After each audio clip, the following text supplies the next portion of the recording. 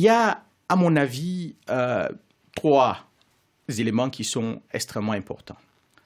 Le premier, c'est le leadership qui amène des résultats. Le leadership axé sur les résultats.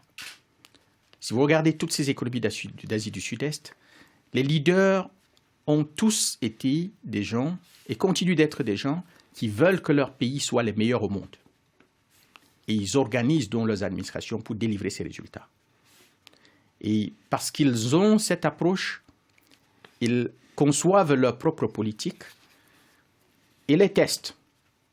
Et ne demandent l'aide des institutions internationales ou de qui que ce soit que pour s'assurer que leur programme et leur politique qu'ils ont mis en place soient réussis. Donc ça, c'est le premier élément. Le deuxième élément, je pense, c'est les institutions que ces pays ont mises en place pour permettre aux administrations publiques de délivrer des services aux citoyens et surtout aux entreprises.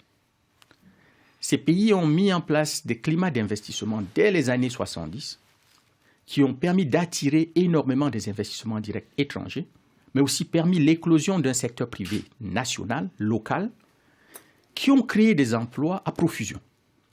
Et parce qu'il y avait des emplois créés à profusion, la jeunesse a eu du travail. Juste un exemple, un pays comme la Malaisie aujourd'hui, si vous avez votre diplôme universitaire, n'importe quel diplôme universitaire, vous trouvez du travail, jusqu'aujourd'hui. Donc, ces entreprises ont créé tellement d'emplois que la population, la jeunesse, était au travail. Et cela a permis aussi de libérer les campagnes.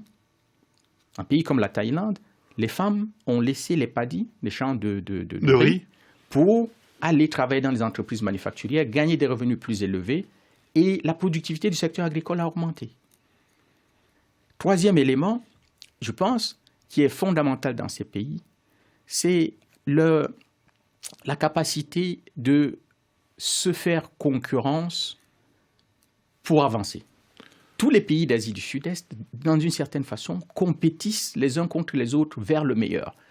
Et il n'y a pas cet esprit de se contenter d'être meilleur que son voisin dans le négatif.